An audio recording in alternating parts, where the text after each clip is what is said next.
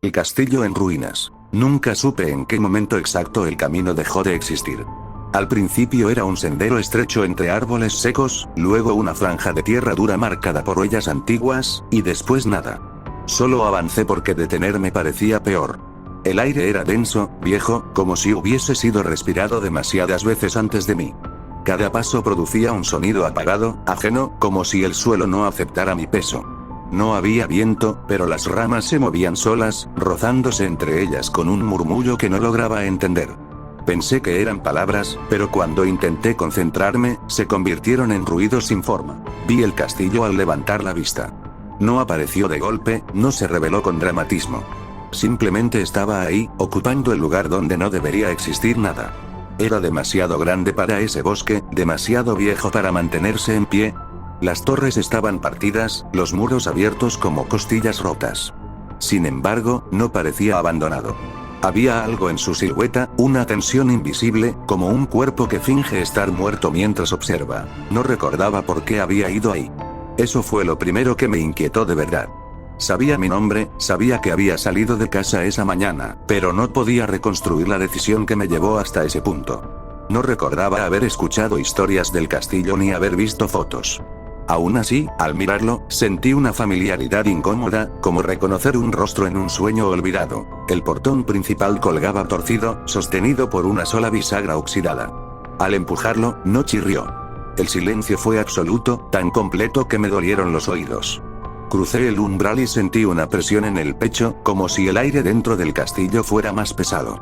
El suelo estaba cubierto de polvo y fragmentos de piedra, pero no había señales de derrumbe reciente. Todo parecía detenido en un punto exacto del tiempo. Avancé por un pasillo largo, flanqueado por columnas quebradas. Las paredes estaban marcadas con símbolos erosionados, imposibles de identificar. No parecían decorativos. Tenían una intención que ya no podía descifrarse. Pasé la mano por uno de ellos y sentí un hormigueo que me recorrió el brazo hasta el hombro. Retiré la mano de inmediato, con la certeza de que algo había respondido a mi contacto. Comencé a notar que el castillo no seguía una lógica clara. Los pasillos se curvaban de manera antinatural, las escaleras subían hacia techos inexistentes y descendían hacia habitaciones que parecían no tener fondo. A veces creía escuchar pasos delante de mí, pero cuando aceleraba, solo encontraba corredores vacíos.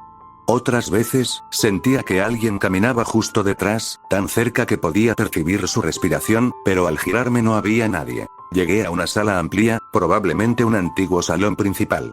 El techo estaba parcialmente derrumbado y dejaba entrar una luz grisácea que no parecía provenir del sol. En el centro había una larga mesa de piedra, cubierta de grietas profundas. Alrededor, sillas rotas permanecían en su lugar, como si los ocupantes simplemente se hubieran levantado y nunca regresado. Sobre la mesa había marcas circulares, repetidas, como si algo hubiese sido arrastrado una y otra vez. Sentí una presencia al fondo de la sala. No la vi de inmediato, pero supe que estaba ahí. Mi cuerpo reaccionó antes que mi mente. Se me erizó la piel, me temblaron las piernas. La presencia no se movía. Esperaba.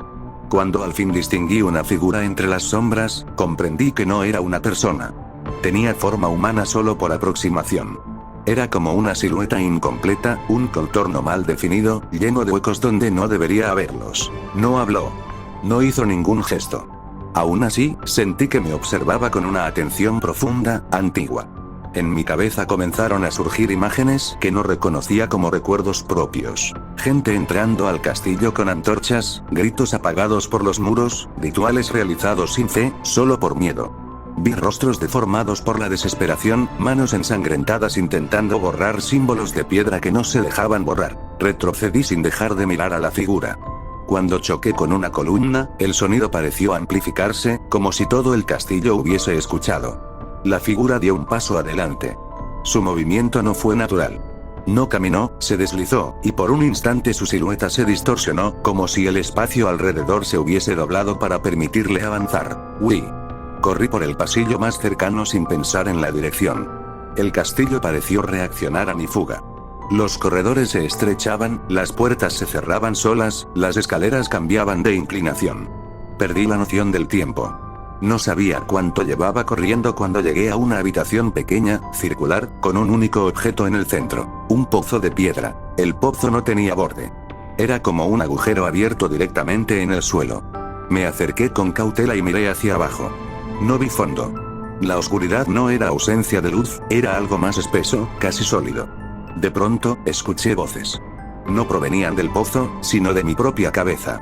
Decían mi nombre con distintos tonos, algunos suplicantes, otros acusadores. Quise alejarme, pero mis pies no respondieron. Sentí que algo tiraba de mí, no físicamente, sino desde adentro. Las voces comenzaron a mostrarme escenas.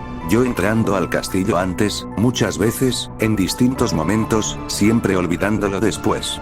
Me vi dejando marcas en las paredes, intentando advertirme, pero siempre sin éxito. Comprendí que no era la primera vez que estaba ahí. Logré romper la parálisis y me alejé del pozo. En la pared opuesta vi inscripciones más recientes que las otras. Me acerqué y reconocí mi propia letra, aunque no recordaba haberlas escrito. Decían que el castillo no estaba en ruinas por abandono, sino por desgaste. No del tiempo, sino de la conciencia. Cada visitante dejaba algo atrás, y el castillo se alimentaba de eso. Las voces regresaron, más claras ahora.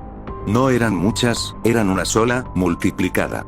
Me decía que el castillo necesitaba testigos, no habitantes. Que su existencia dependía de ser recordado de forma incompleta, fragmentada. Por eso nadie podía salir con la memoria intacta. Por eso yo había vuelto. Sentí pasos detrás de mí. No me giré. Sabía que era la figura, o lo que quedaba de quienes se habían quedado demasiado tiempo. La voz me ofreció una salida: olvidar por completo y marcharme, o recordar y quedarme. Comprendí que recordar significaba convertirme en parte del castillo, en una presencia más que observaría a los próximos visitantes. No recuerdo haber tomado una decisión. El siguiente recuerdo es estar caminando por un sendero entre árboles secos, con una sensación persistente de pérdida. No sabía de qué. Al levantar la vista, vi un castillo en ruinas a lo lejos, ocupando un lugar que no debería existir. Sentí un escalofrío y, sin saber por qué, supe que no debía acercarme. Aún así, seguí caminando hacia él.